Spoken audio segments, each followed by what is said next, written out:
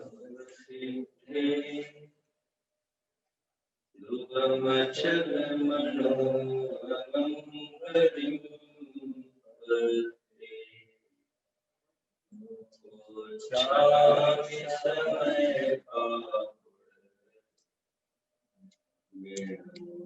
सुध केवली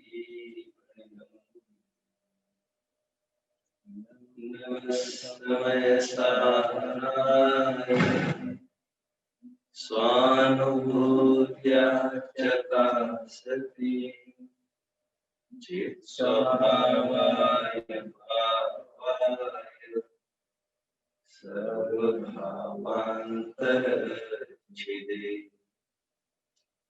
अनन्तधर्मणस्तत्त्वम् पश्यन्ति प्रत्यगात्मनः अनेकान्तमयी मूर्ति नित्यमेव प्रकाशते।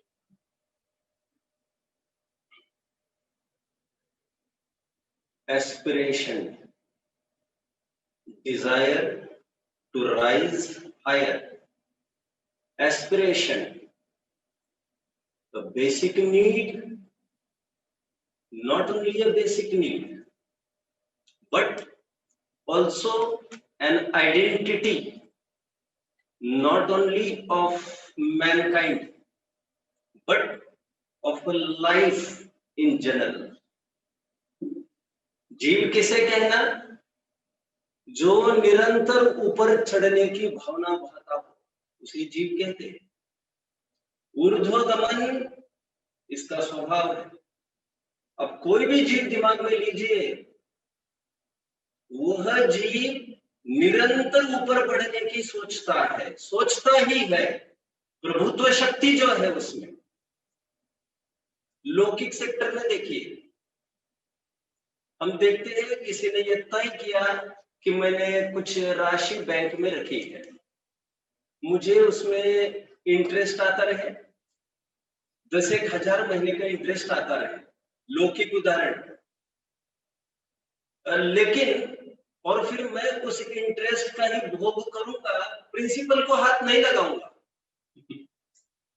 मूल को कोई खर्च नहीं करना चाहता क्योंकि वो मूल गांठ की पूंजी है एनीवे। लेकिन ऐसा होने पर भी 10,000 का मार्जिन है उसके पास खर्च करने के लिए। ऐसा होने पर भी क्या हर कोई 10,000 खर्च करता है? नहीं। 10,000 में से भी 8,000 खर्च करके उस ब्याज की राशि को भी संचित करता हुआ साल 2 साल के बाद एक बड़ी राशि करके उसको फिर प्रिंसिपल में डालता है। लौकिक उदाहरण, लौकिक। हर जन ऊपर उठना चाहता है, हर एक जन। कथनचित लौकिक उदाहरण देता हूं। यह दशलक्षणी महापर्व की पूर्व अपूर्व, अब जो भी कुछ कहिए, बेला खड़ी है। और जितने भी आयोजन होते हैं पर्वों में, लोगों को जोड़ने का प्रयास, उन सबका प्रयोजन यह है कि आज तक हमारी समाज, मान के चलिए 40-50 लाख की है जैनी की समाज, मान के चलिए 10 लाख है और जन्मजात 40-50 है। हमारा यह भाव है कि अब की बार के आयोजन में रोज की सभा में 100 जन आते हैं, तो अब की आयोजन में विद्वान को इसलिए बुलाया है कि यदि इक्के दुक्के बढ़ जाए तो रोज के आने वालों में से 100 प्लस 1-2 बढ़ जाए तो 102 ये प्रिंसिपल अमाउंट बनी रहेगी हमारी। अगले पर्व का भी आयोजन का प्रयोजन केवल इतना है कि जो मूल है वो तो है ही, लेकिन जो बाय चांस 10 दिन के लिए आएगा, वस्तु तत्व को समझेगा, पहली बार कोई आया होगा। और हर एक पर्व में, सभा में जरूर ऐसे जीव मिलते हैं। एक हाथ सभा में भी लीजिए तो 10-20 जन ऐसे जीव होते ही हैं जो पहली बार यहाँ पर सुनने आए। हमारा मूल टारगेट उनकी तरफ है कि 20 में से यदि एक स्थायी हो जाए तो रोज के 100 में से वो बढ़ जाए तो 101 हमारी मूल राशि हो जाएगी। और जैन धर्म को ताकत बढ़ाने के लिए धर्मात्माओं को बढ़ाना यही एक उपाय है, क्योंकि न धर्मो धर्म के बिना धर्म का प्रचार करना है तो धर्मात्माओं का प्रचार करना पड़ेगा, प्रसार करना पड़ेगा, बढ़ाना पड़ेगा। एक देश लौकिक उदाहरण दिया, क्योंकि खरेखर ये भी लोकोत्तर उदाहरण नहीं है, यह भी कथनचित लौकिक ही है, क्योंकि इस पुण्य का फल यह सब लौकिक है। और देव आदि गति की प्राप्ति अहमिंद्र भी हो जाए, यह सब लौकिक पद है, लौकिक।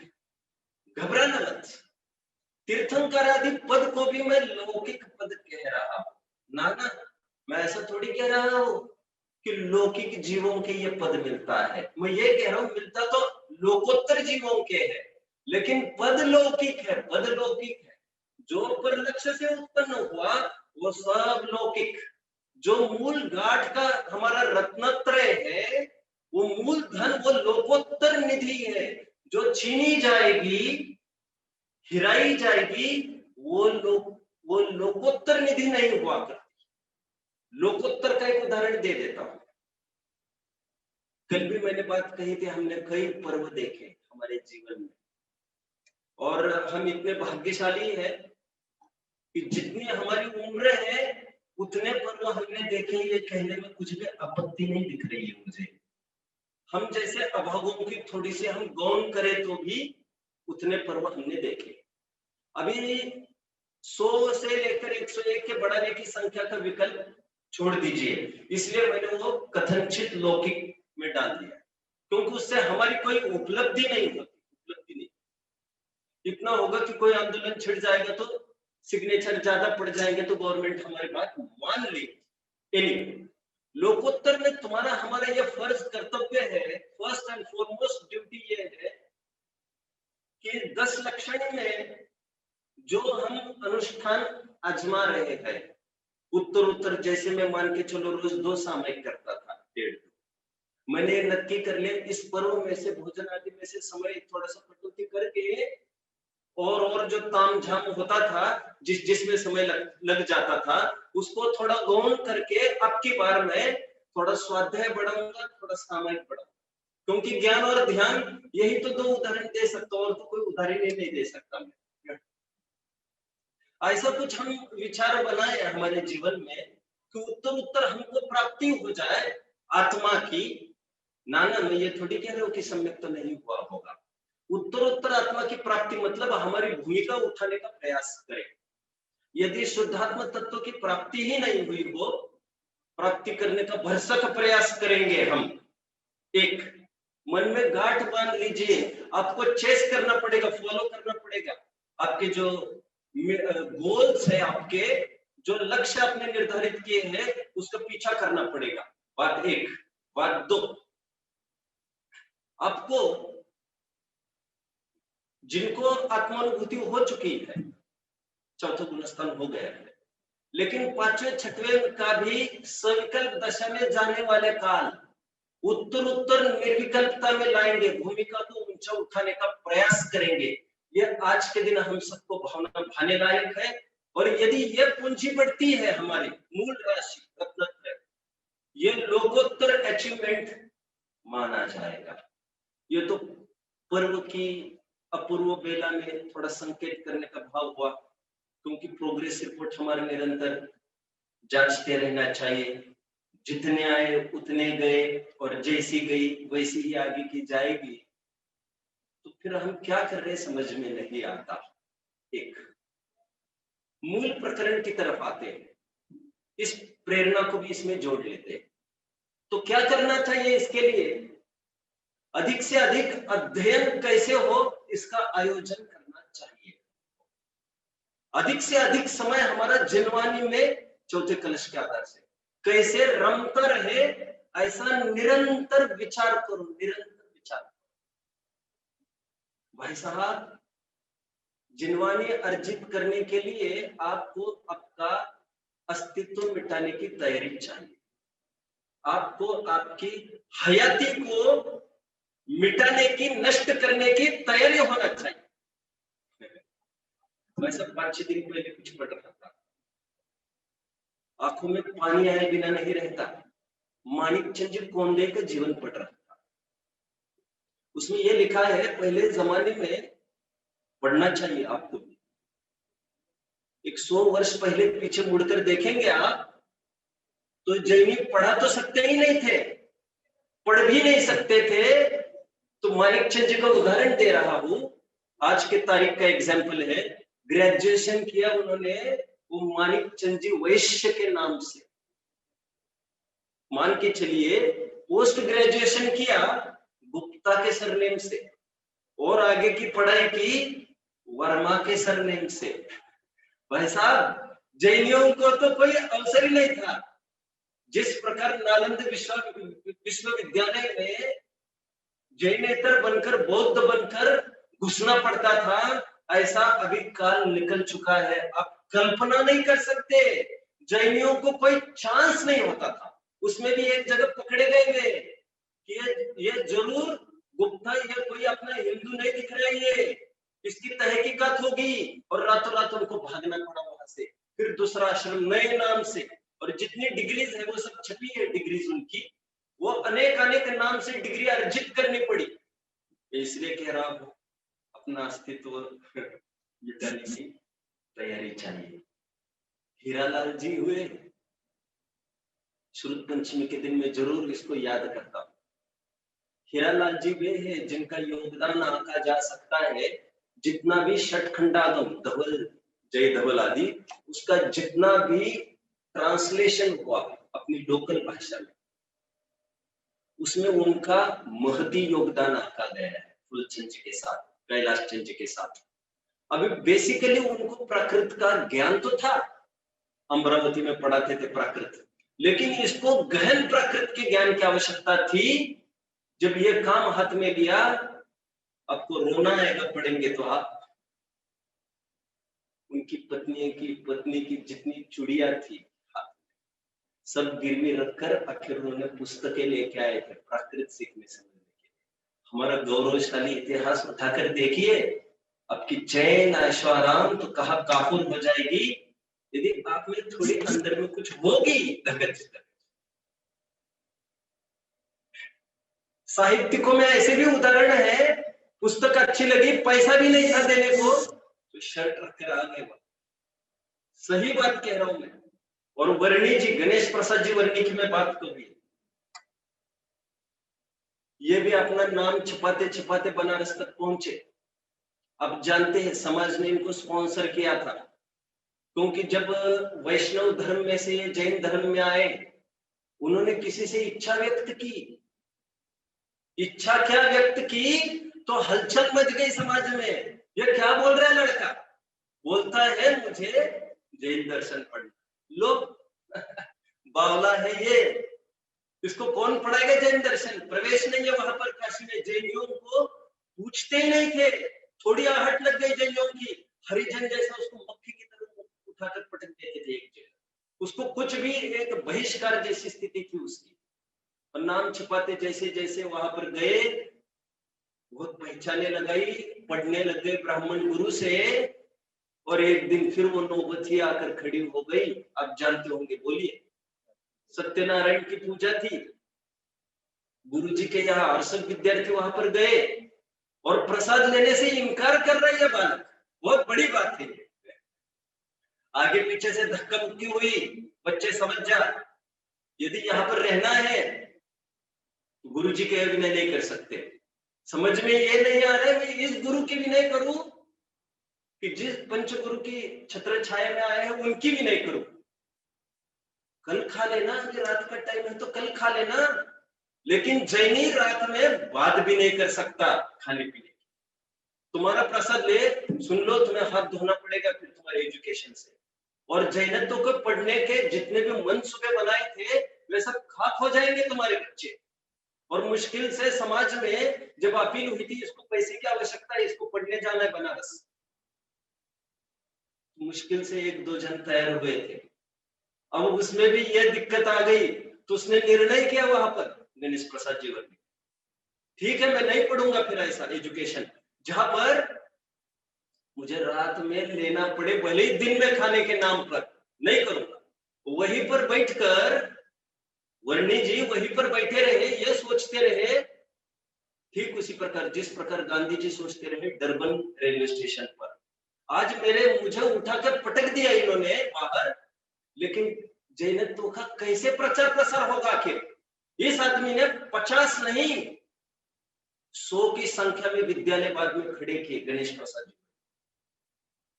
नींव रचने में उन्होंने क्या किया समझिए, जब वहां पर उनको बहिष्कार किया गया, जाओ बच्चे घर पर, अभी तुमको काशी में कोई नहीं लेने वाला, तो इन्होंने वहां पर ही रहकर बच्चे ने चिट्ठी लिखी गांव में कि मुझे बहिष्कार किया गया है, निष्कासित किया गया है यहाँ पर, और मुझे जैन दर्शन पढ़ना है। ये जिन वचसी रमनते हैं, अपनी हयाती मिटाने की तैयारी चाहिए आपकी।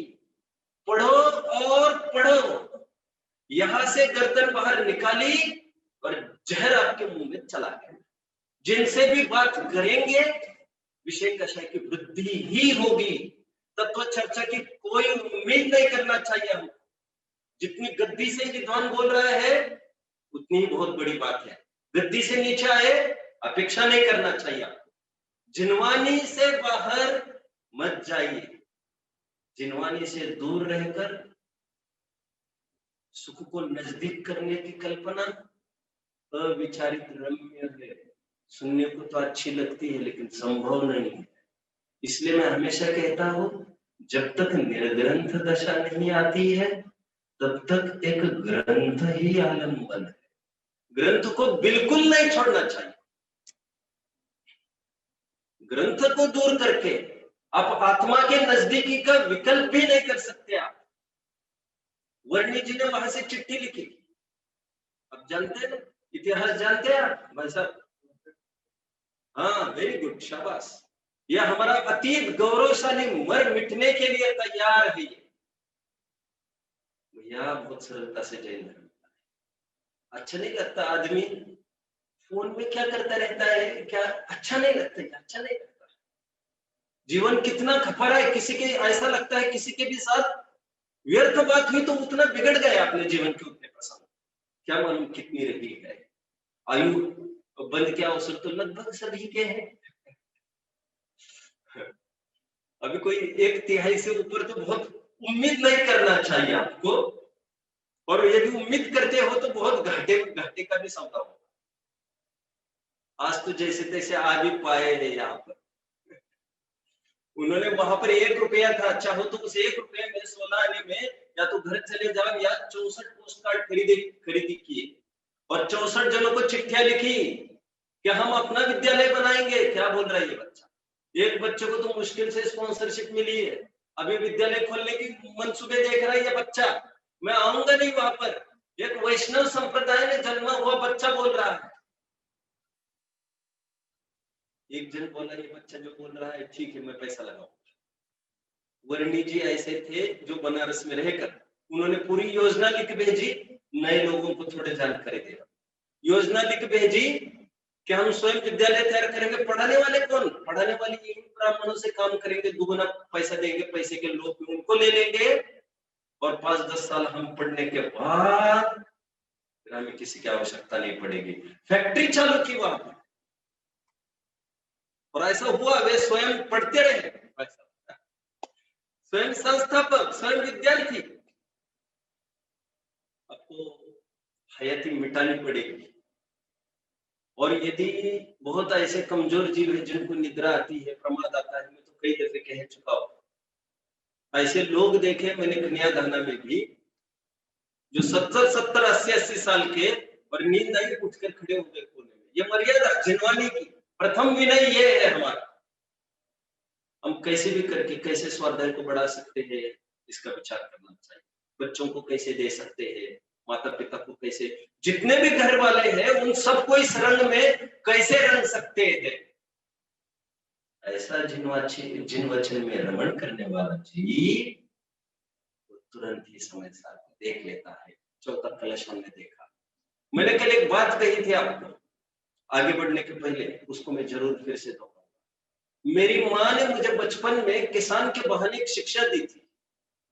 मैं हूं ना, ये सब खेती बाड़ी आ जाएगी फसल, मैं हूं ना, और आगे चलकर इतना भाग्य चमका मेरा, मुझे और एक माँ मिली जो सब माँ के ऊपर है, और उस माँ ने भी मुझे यही सिखाया, मैं हूं ना, सम्यक दर्शन आदि आता रहेगा। इसीलिए कल कलश में बहुत, कलश टीका में मैंने कोट किया था, पांडे राजवीर जी कहते हैं, सम्यक दर्शन यत्न साध्य नहीं है, सहज साध्य है। कब सम्यक दर्शन प्रकट होगा, इसके केवल ज्ञान में होगा। कुदरत के कंप्यूटर में इसका बराबर हिसाब है। कौन से मार्ग पर, मैंने कल याद दिलाया था, हर एक पर्याय हमारी योग्यता में और उनके ज्ञान में, अनंतों के ज्ञान में कीलित है, डूबी है, निमग्न है, खचित है आदि। पांडे राजमल जी यहाँ तक कहते हैं, करोड़ों उपाय करने पर भी कालती के सम्यक कार्य पर्याय प्रकट नहीं होती। इसलिए मैंने कल ये कोट किया था, जिसको मोक्ष की आकांक्षा नहीं है उन्हीं को मोक्ष मिलता है, क्योंकि आकांक्षाओं का त्यागना ही मोक्ष है। अक्लेन स्वामी, यस्य मोक्ष अनाकांक्षा तस्य मोक्ष मदिगच्छति इत्युक्त्वा हितान्वेषी कांक्षा क्वापि न योजेत। जो हित के वांछक जीव है, किंचित भी कांक्षा न करे। भोगों की तो करना ही नहीं, सम्यक तो प्रकट हो, ये करे नहीं, और ये रोग कब ठीक होगा, ये ठीक तो हो जाएगा डॉक्टर साहब, ठीक तो हो जाएगा। डॉक्टर तुम्हें बुद्धू बना रहा है और हम उनकी बातों में आ रहे हैं, और डॉक्टर की नब्ज भी जिसके हाथ में है, और आप सोच रहे हो मेरी नब्ज इस डॉक्टर के हाथ, कितने ही निपटा दिए, निपट ही रहे सब। चौथा कलश चला, पांचवें कलश में फिर यही बात कही थी, जिनके बस की निश्चय का आलम्बन लेने की नहीं है, वो फिलहाल व्यवहार का आलम्बन ले। इसलिए मैंने परसों कहा था, if you are tired learn to rest not to quit. यदि बहुत थके हो, विश्राम करने का अभ्यास करो, मैदान मत छोड़ो। लेकिन कल कलश में यह बोला, विश्राम भी कब तक करोगे, यह प्रमाद है। क्या है? रामधारी सिंह दिनकर ने 47 में कविता बनाई थी, आप लोगों ने शायद, आप 47 के लगभग होंगे, यदि होंगे तो उसमें कविता में एक बात कही थी, थक कर बैठे हो क्या भाई, मंजिल दूर नहीं। शायद I think not in 47, I think, हाँ ये 71 की बात कर रहा हूं मैं, 65-71 में, जब चाइना के साथ पाकिस्तान चाइना की कोई बात थी, शायद पाकिस्तान चाइना का युद्ध होना था, तो सबको प्रेरित करने के लिए जो भी कुछ प्रसंग हो, थक कर बैठे हो क्या भाई, बोलो मंजिल दूर नहीं है, यहाँ पर आराम को भी हराम बताया गया। वो तो चिगने की अपेक्षा विश्राम करना ठीक बताया था, लेकिन यहाँ पर तो यहाँ से उठाया गया है, क्योंकि ये विश्राम तो विश्राम जैसा ही होना चाहिए, नाश्ता तो नाश्ता जैसे ही होता है, भोजन क्या करोगे, विश्राम फिर आगे कब बढ़ोगे। ये कहकर के लिए कहा था, जो हस्तानुव था, यही पेड़ तुमको एक बाधक सिद्ध ना हो जाए, हंत अरे इसको भी छोड़ने लायक। एक स्याद पद के द्वारा व्यवहार ये भी होता है, उपाधि भी होता है, अपेक्षा समझनी पड़ती है। जब ऊपर के लक्ष्य को छूना है तो नीचे के लक्ष्य छोड़े जाते हैं, छूटते हैं, छोड़ने पड़ते हैं। अब आपको जो दिखे सो बोलिए। आप सो स्त्री के साथ बंधने के फेरे की प्रतिज्ञा पर स्त्री के तरफ नियत बिगाड़ने नहीं के लिए था, लेकिन ऊपर चढ़ने के लिए नहीं। मुक्ति रमनी से जब रमना है तो छोड़िए इन बातों को। दूसरा कलश भी कल हमने देखा था, तीसरा कलश, छठवां कलश शानदार कलश है। जानदार कलश है, प्योर अध्यात्म की बात इसमें इंट्रोड्यूस की गई है। देखिए यहाँ पर थोड़ा सा आप ध्यान देंगे, कलश छठवा एक बार हम क्यों न पढ़ ले, फिर अपन बात करते हैं। और फिर ग्रंथों को नीचे रखा तो भी चलेगा। आपने थोड़ा सा मुझे मार्क किया होगा, मैं ग्रंथों का अनुमान कम से कम कराऊंगा आपको, इसके लिए मैं मेहनत घर पर करके आऊंगा। अब ये पढ़ेंगे बस कलश, और फिर मैं उसका अर्थ करता जाऊंगा, क्योंकि कब तक how far will you carry that thing. तो एकत्वे नियतस्य शोधनयतो व्याप्तुर्यतस्यात्मनः पूर्णज्ञानघनस्य दर्शनमिह द्रव्यान्तरेभ्यः पृथक् सम्यक् दर्शनमेतदेव नियमः दात्मा च तन्मुक्त्वा नवस्तत्त्वसन्ततिमिमम् महात्मायमेको। पहले बात को समझिए, इतना बड़ा जिगर कलेजा चाहिए, चलती धारा को मोड़ने का नहीं, चलती धारा में न बहने का, न बहने का। लगभग मैं हमेशा की बात कहता रहा हूं, लगभग जीव ऐसे होते, प्रायः जीव, 8 मिनट के अंदर में हाथ लगाओगे तो ऐसे जीव मिल जाएंगे। इसको मैं कह रहा हूं प्रायः 99.99, जो चलती आ रही परंपरा को ही पीटने की आदत रखते हैं। हमारे बाप ने कहा, हमारे पापा के पापा ने कहा, फलन फलन कुल अपेक्षा, और कोई ऐसी भी लकीर पीटते, ग्रंथ में कहा, ऐसा कहा। अदम्य साहस होना चाहिए, जो ग्रंथों की बात को भी आड़े हाथ लेकर, उसको टेम्पररी रिलीफ देकर, उसको मार्ग ढूंढने की। नया मार्ग मतलब, नया मार्ग ढूंढना मतलब, नया मतलब है तो इस ग्रंथ का ही। फिर से दोहराऊंगा मैं, फिर से, बहुत विरले जनों के पास इतना अदम्य साहस होता है जो ग्रंथों में बात कदाचित लिखी भी नहीं।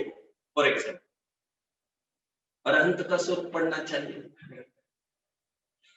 आपको एक अंदाज लग जाएगा। और अरहंतों का स्वरूप ऐसा कहीं लिखा नहीं, वैसा जो गृहस्थपना त्याग कर स्टार्टिंग आदि आदि 7 तत्व संबंधी भूल का प्रकरण कहीं नहीं, कहीं नहीं। तत्वर शब्दनम सम्यक दर्शनम को ही मुख्य करके पंडित जी साहब ने कितना उभारा, कितना उभारा, कितना उभारा। यह कहां पर है, इसका क्या आधार है? इसका आधार हमारी सोच और हमारी समझ है। प्रस्तुतिकरण हमारा, मूल माल उन्हीं का है। जांचो, आप जांचो, ट्रैक से हटकर, मूल ट्रैक से नहीं हटना। लेकिन जो परंपरा चल रही है, मैं लौकिक परंपरा की अभी बात नहीं कर रहा, मैं जो धर्म मार्ग में आती हुई परंपरा है उसको चैलेंज, उसको चुनौती देने का साहस हर एक में नहीं हुआ करता। हर एक जन तो इसी में दबते हैं, ग्रंथ में कहा, ग्रंथ में कहा, ग्रंथ में, दिगंबर आचार्य ने कहा, दिगंबर आचार्य ने कहा। समझे बात, समझे। तो कुछ परंपरा तो इतनी ऐसी है, कुछ अनुभव की ही बात है, कहीं जाना बना, सब प्रवचन होंगे आपके, हाँ, जाना तो उसी, आया तो उसी के लिए, गद्दी बिछी थी, क्या होता, क्या अपन तो इसको ट्रेंड हो गया कहने का, गद्दी, लेकिन लिटरली गद्दी थोड़ी है, छटाई, गणधर की गद्दी कहते। गणधर बैठता कब है यार, कैसी बात करता है, गणधर बैठता ही नहीं है, गणधर की गद्दी, गणधर तो खड़े रहते हैं। वो तो गद्दी मतलब पोस्ट, पोस्ट की बात है। अपन कहते हैं ना उनकी सीट, उनका तख्त, बात ही साहब गद्दी पर। मैंने कहा गद्दी, गद्दी पर नहीं बैठूंगा। हमारे पंडित जी, हमारे गुरु जी, फिर वही बात, फिर वही बात। भाई तुम्हारे गुरु जी पगड़ी पहनते हैं, हम पगड़ी पहने, लाठी रखते, चश्मा, हम वो करें और फिर उन्हीं की माने तो 84 आसाधना दोष में, मैं तो उदाहरण दे रहा हूं, उदाहरण, फिर हमको बहुत गहरी बात समझनी। तुम ये सब कराओगे हमसे, और 84 आसाधना दोष में जो तब तो मुझे ज्ञान भी था, मैंने उनको नंबर भी बता दिया। मैंने कहा दोष नंबर 40 समथिंग, जिसमें ये लिखा गद्दी पर बैठना वर्जित, रोचन साहब। मैंने कहा फिर इसके साथ क्या न्याय करें? तुम रुको, तुम्हारे पंडित जी भले ही बैठे इस पर, लेकिन अभी हमको हमारे हाथ पर छोड़ दीजिए। परंपरा से विरुद्ध कुछ भी करना, उसमें बहुत कलेजा चाहिए। रोटी भी बेटी बिगड़ जाती है, समाज आपको सब पढ़ना चाहिए, इतिहास सब पढ़िए। आप थोड़ा कुछ बोल दिया, फुलचंद जी सिद्धांत शास्त्री थे, 6 साल फलटन रहे। उन्होंने ये कह दिया कि भाव मन होता है वो अशुद्ध पर्याय है, उनको वहां से हटना पड़ा। सभी विद्वानों ने आड़े हाथ लिया उनको कि नहीं ऐसा नहीं है, जबकि वे बात सही कह रहे थे, और उनको वहां से बेदखल कर दिया गया, हटा दिया गया फुलचंद जी को, सब खट्टे विज्ञान। आज बात 5 पर ये खड़ी है, जो ग्रंथ में आता है परिपाटी से, क्या हम उसको माने?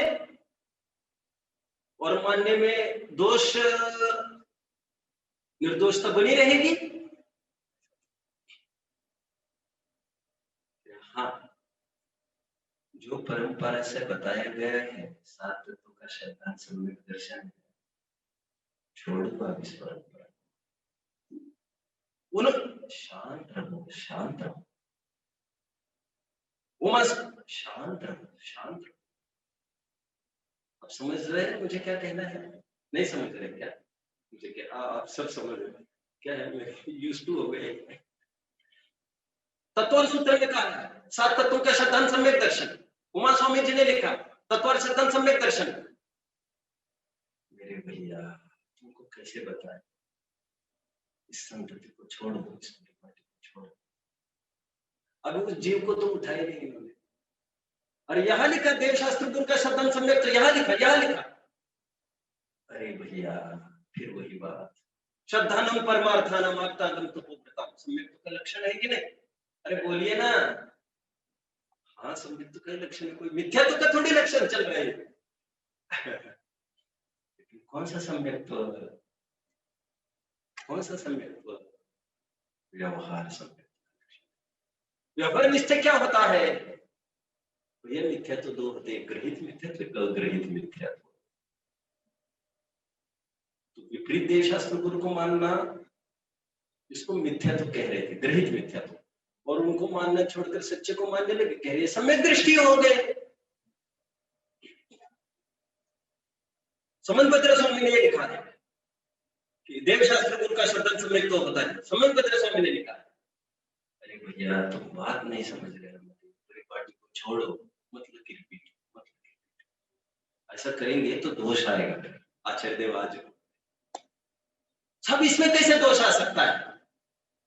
देवशास्त्र गुरु के श्रद्धान को छोड़ो, तुम पानी छानने की क्या बात कर रहे थे? सब पानी छानना, देखो छानते रहो, हमें कोई आपत्ति नहीं,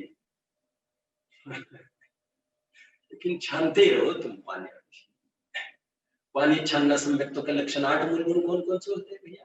8 मूल गुण आशाधर जी की अपेक्षा अनछने पानी का त्याग, नित्य देव दर्शन, जीव दया का पालन, मकार का त्याग, उदुम्बर का त्याग, रात्रि भोजन त्याग तो बोले 8 मूल गुण बोले। तो इससे क्या होता है? ये सम्यक तो सब तो व्यसन का त्याग, सम्यक तो। ये भैया तुम समझना मेरी बात को, छोड़ो इन सब बातों को। अरे वो आचार्य ने कहा, तुम कैसी बात करते हो? देवशास्त्र गुरु को भी कुट्टी पर रख दिया, कैसा आदमी है ये? उसको एक काम करो, हटाओ यहाँ से, यहाँ तक काम नहीं चलेगा। और तो और आज तो ऊपरी पत्ता उठाया है, देवशास्त्र गुरु श्रद्धान छोड़ दो, अभी पानी छानने की तो चरणानियों की बात ही नहीं कर रहे, ये तो द्रव्यानियोग। शिष्य उमा स्वामी शिष्य थे, कुन स्वामी के, और अमृतचंद्र स्वामी खड़े हैं यहाँ पर 1000 वर्ष बाद और घोषणा कर रहे हैं, उमा स्वामी ने जो लिखा है, इस परंपरा को मत पीटो, मत पीटो, मत पीटो। तत्व श्रद्धान, सात तत्व का श्रद्धान कर लिया, सम्यक्त हो गया, सम्यक्त हो गया। जीवन मत गवाओ, जीवन मत गवाओ, पटरी पर आओ, पटरी पर आओ।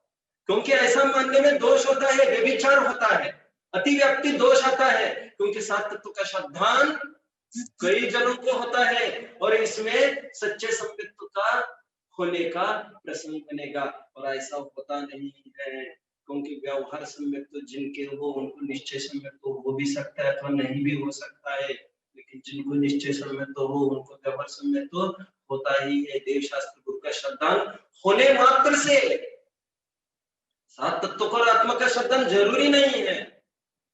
मोक्ष मार्ग प्रकाशक 90 अध्याय को अच्छे से पढ़ना चाहिए, सम्यक दर्शनों के लक्षणों को बहुत अच्छे से खोला है, क्रम भी बताया। देव शास्त्र गुरु का श्रद्धान पहले करना, क्योंकि यह प्रवृत्ति है। शाबाश शाबाश, गजब है गजब।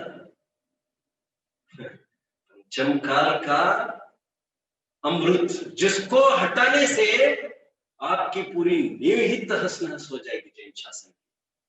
वह कौन सी ईंट है नींव की? मोक्ष मार्ग प्रकाशक। ये शिखर नहीं है, ये नींव है, नींव। और वो ये कह रहे हैं ये प्रवृत्ति रूप है। फिर दूसरी परत खोलो, तत्वार्थ धर्म सम्यक दर्शन, ये विचार रूप है, पढ़ना चाहिए आपको तो। और तत्वार्थ श्रद्धान के बाद भी कुछ है क्या? जी हाँ, आपा पर का श्रद्धान, स्व पर भेद विज्ञान, ये भी उपचार का लक्षण है। प्रथम तो दुख दूर करने के लिए आपा पर का ज्ञान होना चाहिए। आपा पर का ज्ञान किया लेकिन राग द्वेष की हेता का ज्ञान नहीं हुआ, श्रद्धान नहीं हुआ, तो काम बिगड़ जाएगा कुछ। आपा पर के बाद और आगे एक अंतिम पॉइंट तक ले गए, आत्मा का श्रद्धान सम्यक दर्शन। ये एक उत्तर उत्तर चढ़ता हुआ क्रम है, स्थूलता से लेकर सूक्ष्मता की ओर। फिर तरकीब से पंडित जी साहब ने समन्वय भी करके दिखाया, यहां तक भी कहने को नकार दिया कि जिसको आत्मानुभव नहीं है उसको तो सच्चे देव शास्त्र का भी श्रद्धान नहीं, सात तत्व का भी श्रद्धान नहीं, उसके कुछ भी नहीं है। अरे रात दिन वही माथा टेका रहता है, कुछ भी करो, अभी तुमको क्या पता, घुटने टेको, माथा टेको, अभी जो करना है सो करो। उपयोग अंतर्मुख हुए बिना, उपयोग अंदर के भगवान के सामने टेके बिना उपयोगी बात कर रहा है। और आज यहाँ पर कहा जा रहा है कि नव तत्व की श्रद्धा वाला, संतति वाला, परिपाटी वाला सम्यक तो है, इसको छोड़ो, इसको छोड़ो, आगे बढ़ो, आगे बढ़ो। और आगे बढ़कर क्या देखना है? मैं शुद्ध आत्मा, ये देखना। क्योंकि तत्वार्थ श्रद्धान सम्यक दर्शनम, ये भी व्यवहार सम्यक दर्शन का लक्षण है। और जो नियामक है, नियामक शब्द पढ़ा इसमें आचार्य, जो नियामक सम्यक दर्शन है वो आत्मा के श्रद्धान रूप है। ये बात दूसरी है कि आत्मा का श्रद्धान होगा तो सात तत्व के श्रद्धान पूर्वक ही होगा, लेकिन वह सात तत्व का श्रद्धान रूप लक्षण भेद रूप है, विकल्प रूप है, विकल्प रूप है। और निर्विकल्प अवस्था में ये 7 70 नहीं दिखते बाबा, आपा और पर भी नहीं दिखता, नहीं दिखता, स्व पर नहीं दिखता। एकत्व विभक्त तो कहने का एक लहजा है, लहजा दिखता, वहां पर स्व ही है, स्व, यह मैं। और जो पर से भिन्न की बात है वो तो पूर्व प्रक्रिया में जाना था, सो अभी कह रहे हैं उसको, पर से भिन्न, अपने से अभिन्न, ऐसा श्रद्धा। अभी ग्रंथ तो आपके वैसे भी अभी भी हाथ में अच्छा है। अब मैं 3 शब्द पढ़ूंगा, कलश के 3 शब्द पढ़ूंगा, आपको 3 समझ में आ रही होगी। ये बहुत साहस भरा काम किया है। चरणान योग का लक्षण सम्यक्त्व वाला, प्रथमान योग का लक्षण सम्यक्त्व वाला। प्रथमान योग का तो और भी ढीला उदाहरण, क्या उदाहरण है? कोई बोल सकता है? प्रथमोन युग में तो भाई साहब, हाँ फिर से प्रथमोन युग में इतना ही है, 8 मूल गुण की भी बात नहीं करता। पानी छानता देखा तो सम्यक दृष्टि, खत्म, उसका इतना ही आधार मेरे बोलने का। पढ़ना चाहिए ग्रंथ, आप आधार पूछते हो, गजब हो गया। मैं कहने के बाद आपको वही क्लिक होना चाहिए था। 8वां अध्याय पढ़ना चाहिए आपको, यहाँ पर क्या क्या पढ़ाया जाए, और समझिए और सुनिए। आपके जो सच्ची लगन से, सच्चे समर्पण भाव से अपनी जान उंडेल देता है। कल बात आ रही थी ना स्वाध्याय की, ये भी आपकी योग्यता का परिपाक है कि आपने पूछ लिया कि स्वाध्याय में मन नहीं लगता, क्या करना। ऐसा पूछते रहना चाहिए, जिससे क्या होता है, हमारी जिंदा दिली बरकरार रहती है। नहीं तो वो मर जाएगी बहाना पूरी। जैसे तैसे समय नहीं गुजारना है। जो सच्चा समर्पण करेगा जिनवानी के प्रति और विश्व को छोड़ने की एनी टाइम तैयारी है, जिसको आत्म कल्याण के लिए सच्ची भक्ति भाव से पढ़ता जाएगा, मैं समझता हूं उसको सब समझ में आता है। और टाइम लिमिट में मत बांधिए आप इसको, कितने दिन में कितना होना चाहिए। अब बारंबार पढ़िए। मैंने बहुत अनुभव किया इस बात का। मैं प्रारंभ में कुछ ग्रंथ पढ़ता था, बेसिक मूल ग्रंथ राजवार्ती के कोई भी है, तो ऐसा होता था कुछ पढ़ा और कुछ भी कालाक्षर भेजता, समझ में नहीं आता था। उसको बहुत प्रयास करने के बाद भी उसको फिर बंद करके एक तरफ रख देता था। दूसरे दिन पहले उठा था उसको, लगातार ऐसा होता रहा बहुत टाइम। फिर उसको देखा, फिर उसको देखा, और एक दिन क्लिक हो गया। एक उदाहरण की बात है। और मैं समझता हूँ जिसने सच्चा समर्पण किया है उसको कुछ भी अनुपलब्ध नहीं रहता, सब कुछ सफलता हो जाती है।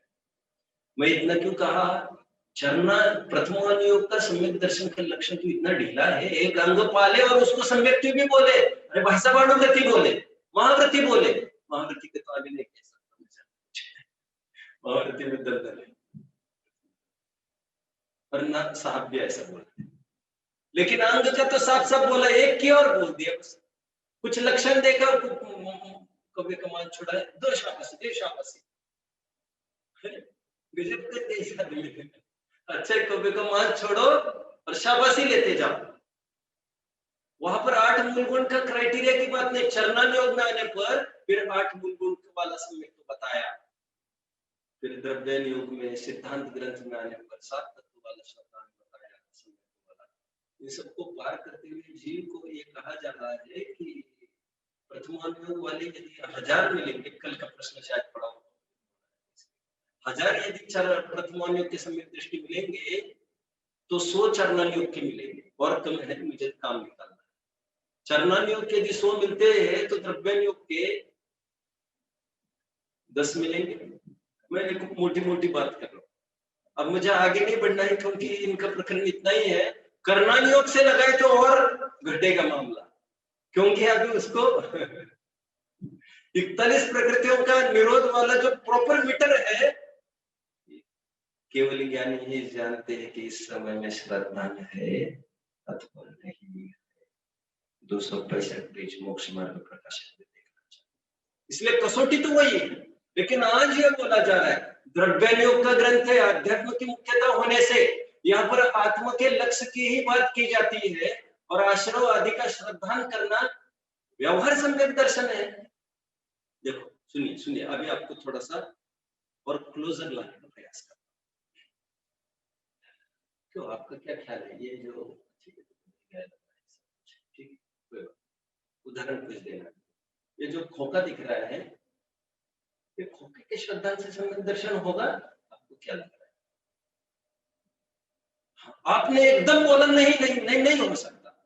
आपने जो बोला ना, वो बोला तो सही है आपने, सही, लेकिन क्या मैं सिद्ध करके दिखाऊं इसका श्रद्धा सम्यक दर्शन है? इसका खोखे का श्रद्धा सम्यक दर्शन कैसे हो सकता है साहब? देखो बच्चे, यार कैसे हो सकता है हम बता रहे हैं। तुम क्या सूत्र बोलते रहते हो, पहले अध्याय का 14 सूत्र क्या बोलते रहते हो रोज के? तत्व श्रद्धा सम्यक दर्शन। अच्छा, हम तो ज्यादा पढ़े लिखे नहीं, इसलिए तुमको पूछ रहे हैं। सात तत्व कौन कौन से हैं? सब जीव है, अजीव है। अच्छा, जीव के बाद क्या बोला तू? अजीब। अजीब तो अजीब का श्रद्धांत सम्यक दर्शन है कि नहीं? इसका श्रद्धांत सम्यक दर्शन है कि नहीं? आप समझ रहे हैं ना मेरी बात को आगे अच्छे से? लेकिन इसका इसी रूप श्रद्धांत, आप समझे मेरी बात को? इसका इसी रूप श्रद्धांत मतलब ये तो खोखा है, 10 बाय 10 मीटर का है, तो ऐसे ही श्रद्धांत करेंगे ना यार, फिर माथा खपा है। अरे हम ये कह रहे हैं, इसको पुद्गल थोड़ी कहा हमने, अजीब बोला है।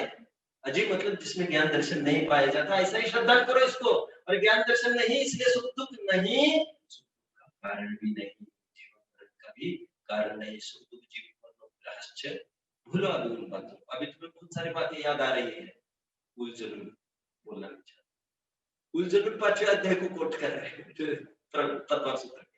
तो इसका शब्दांत सम्यक तो कहा, अभी अध्यात्म को भला कैसे मंजूर होगा, कैसे मंजूर होगा? क्योंकि तुम दृष्टि तो बाहर रही ना तुम्हारी। तो कहते हैं आश्रम का श्रद्धान व सम्यक दर्शन कि ये है ऐसा श्रद्धान, ये दुख रूप है ऐसा श्रद्धान व सम्यक का लक्षण बताया, ये व्यवहार का। क्योंकि निश्चय का लक्षण स्वाश्रितो निश्चया पराश्रितो व्यवहारा। जितनी परिभाषाएं स्व की तरफ से दी जाती है, वे सब परिभाषाएं निश्चय पर हुआ करती है। इसीलिए आत्मा का श्रद्धान सम्यक दर्शन, 3 शब्द पढ़ूंगा, 3 शब्द देखिए। मेरा काम सुखी होने का सीधा उपाय बताना है। आप समझ रहे मेरी बात को? मैं सीधा काम करना जानता हूँ, कराना जानता हूँ, करना और कराना, और मैं उतना ही करता हूँ। मैं आपको कोई शास्त्रीय दांवपेच नहीं कराना चाहता। हम मेरे सामने बच्चे होते तो वैसी बात चलती है। देखिए 3 शब्द पढ़ाऊंगा, देखिए। आत्मनः, मिल रहा है शब्द?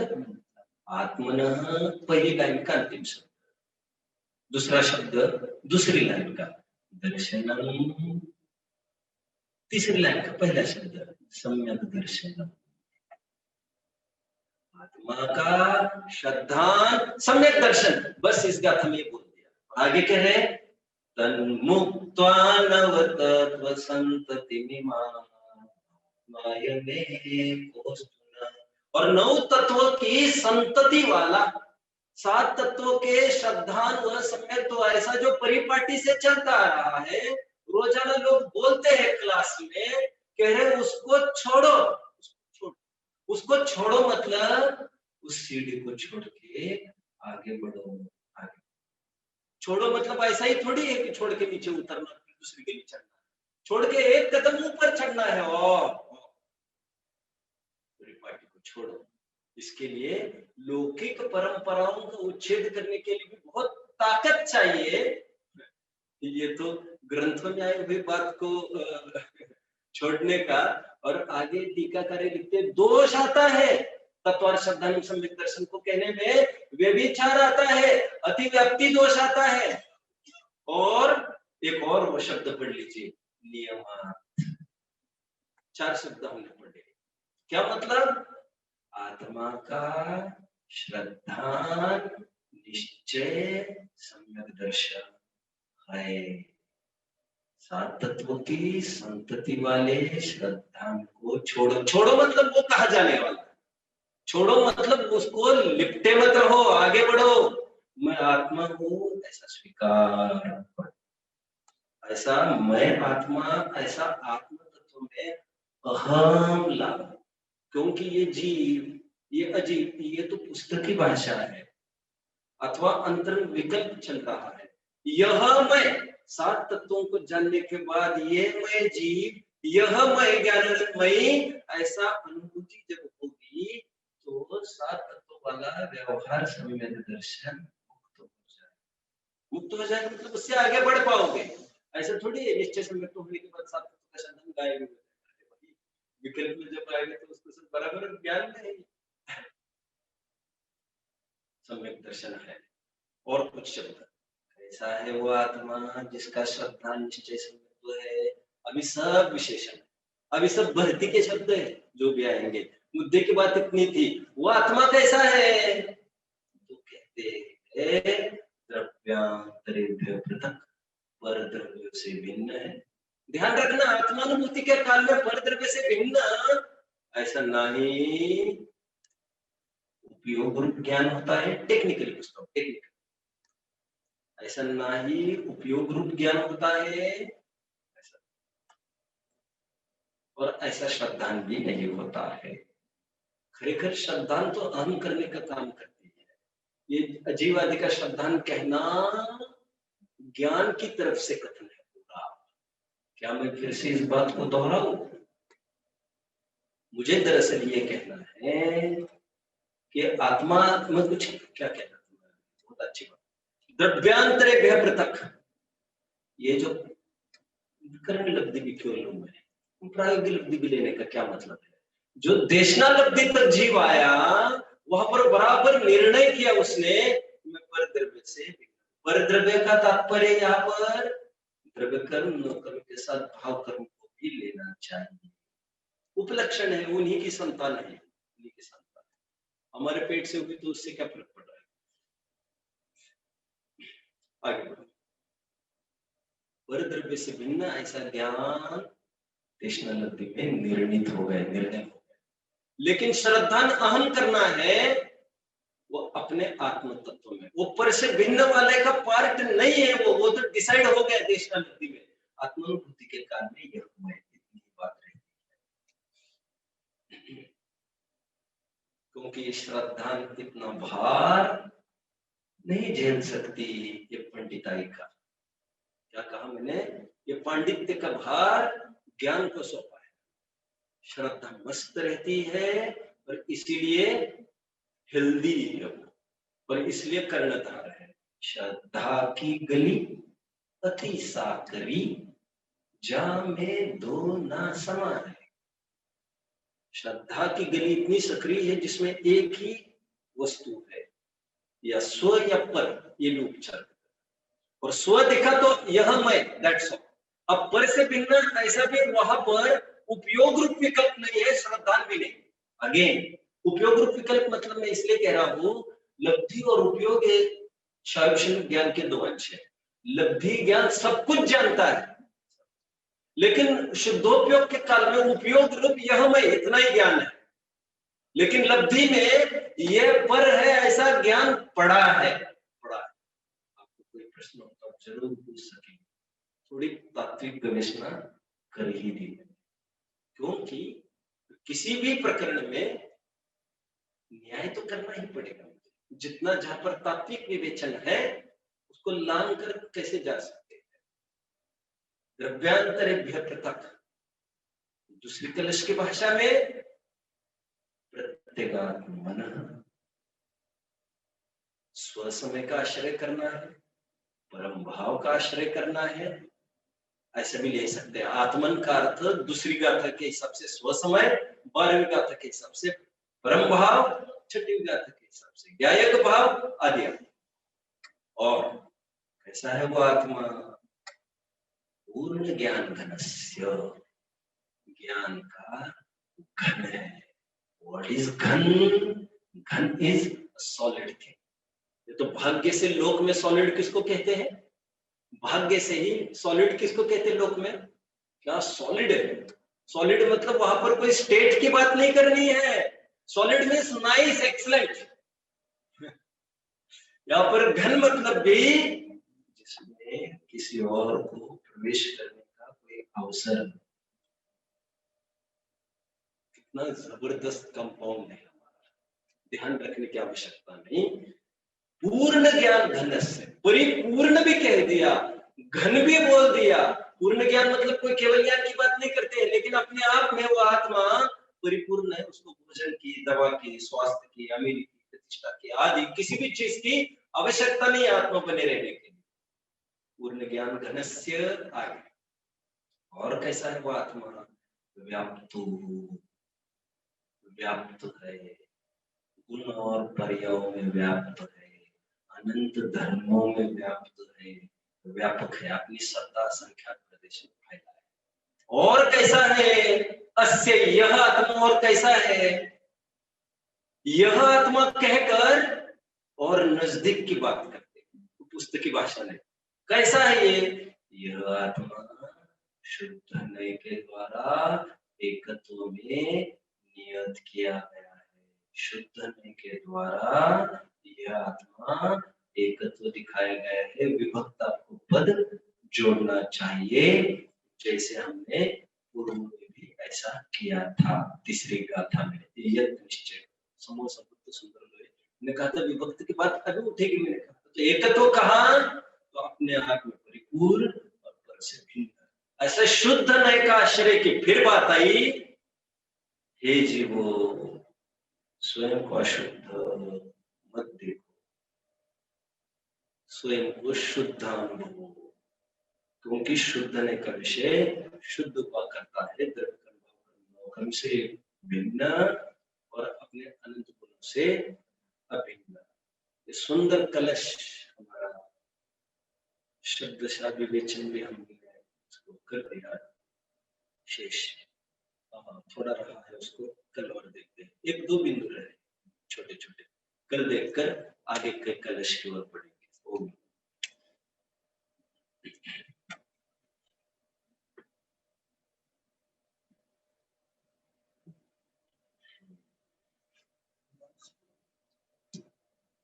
जी महाराज।